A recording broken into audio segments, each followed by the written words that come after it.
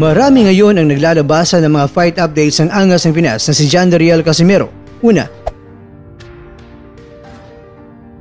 Pero ang videong ipinagkakalat ay hindi bagong video ito dahil matagal na ang video yon at ipinapalabas lang na bagong video ni Casimero kasama ang kanyang bagong trainer. Pangalawa, ang sinabi ng ilan na ang bagong trainer ni Casimero ay ang ama ng legendary boxer na si Nonito Donaire Jr.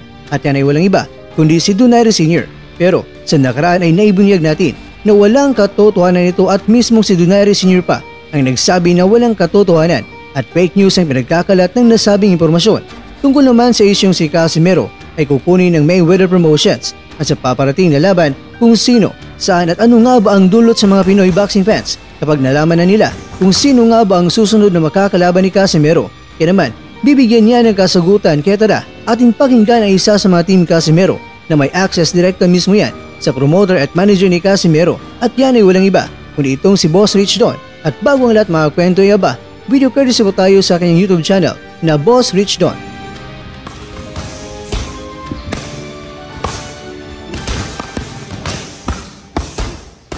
Kami, katulad ako, no, kami, talaga may access kami mismo po doon sa promotion, no, sa TVP. Alam na ho namin kung sino makakalaban, alam namin at kailan, at alam na rin namin kung saan gaganapin. No, yung nga lang ang pinoproblema natin, hindi pa namin pwedeng sabihin.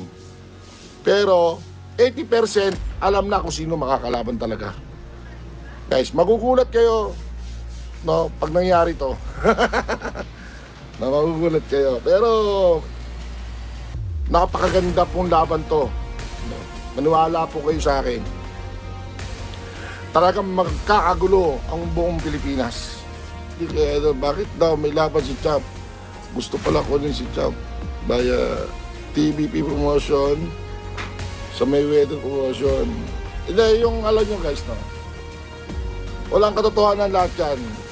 Malapit na ho yung pagbabalik, no, ng angas ng Pinas, 4 alas, Jandariel Casimero. Malapit na po.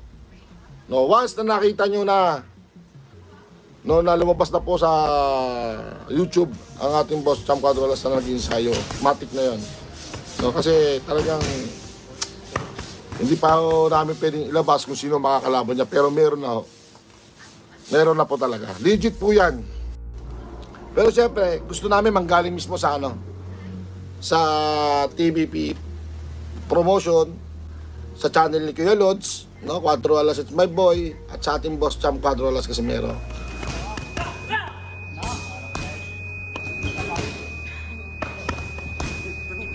Samantala, sa pangunguna ng professional na organisasyon sa mundo ng boxing, ang World Boxing Council ay nag-anunsyo na pumili na sila kung sino nga ba ang makakatanggap ng WBC 2023 Fighter of the Year Award. At ang napili nila mga kwento ay walang iba kundi ang undisputed world champion na sina Uya Inoue. Kung baga mga kwento, itong si Inoue ay nakatanggap na ng katumbas na naging MVP mula sa karamihan ng mga pangunahing media outlets, kabilang ang tatlong mga pangunahing network sa Amerika, ang CBS, istasyon ng sports specialty na ESPN, ang pinakamatagal na professional magazine, ang Ring Magazine, at ang Boxing Writers Association of America para sa Sugar Ray Robinson Award. At sa pagkakataon ito mga kwento, hindi lang si Inoue ay nakatanggap ng kanyang award mula sa WBC dahil kinilala din ang kanyang tatay na si Shingo Inoue bilang Best Trainer Award o Trainer of the Year awardee. Kaya naman, sobrang trending at pinag-uusapan talaga ang pagsanib puwersa ng magama at kinilala ang kanilang mga nagawa ng World Boxing Council.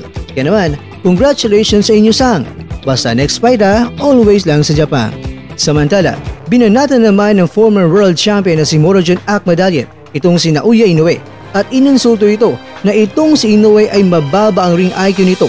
Kaya kumpara mo yan kay Terence Crawford, kaya hindi dapat si Inoue ay naging #1 pound-for-pound boxer. Naniniwala si Akhmadaliev na mas magaling itong si Crawford at talagang mas karapat-dapat kaysa kay Inoue. Naku grabe naman si Akhma. Pero ganun pa man, alam naman natin mga kwento, isa sa mga nakapila na kakalabanin ni Inoue ay itong si Akhmadaliev pagkatapos kay Luis Nery ngayong darating na buwan ng Mayo. Kaya siguro mga kwento ay ngayon pa lang ay nag-aangas na siya at pinapahype na niya ang kanilang paparating na sagukan. Pero ikaw ang kwento, sino para sa inyo ang #1 pound-for-pound boxer? Si Inoue ba o si Crawford?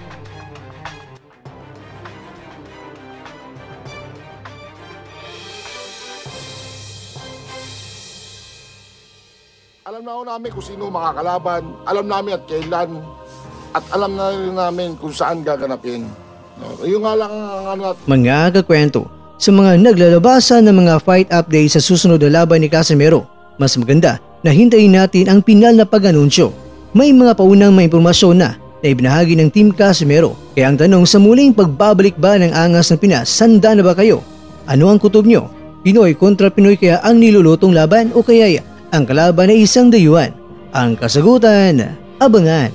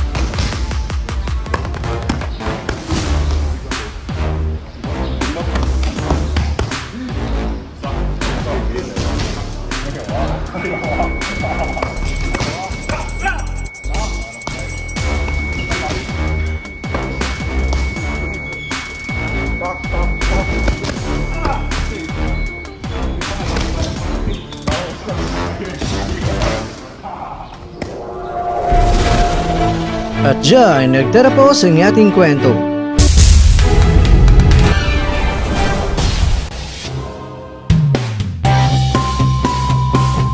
Maraming salamat mga kakwento sa inyong panonood.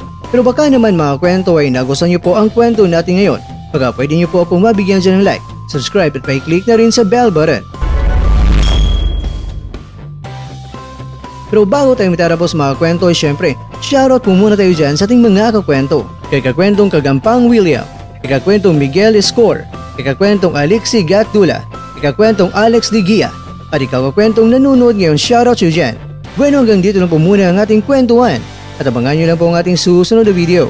At dito lang po yan sa isang channel na kung saan maaaring ito'y mga kwentong di pa na kwento sa inyo.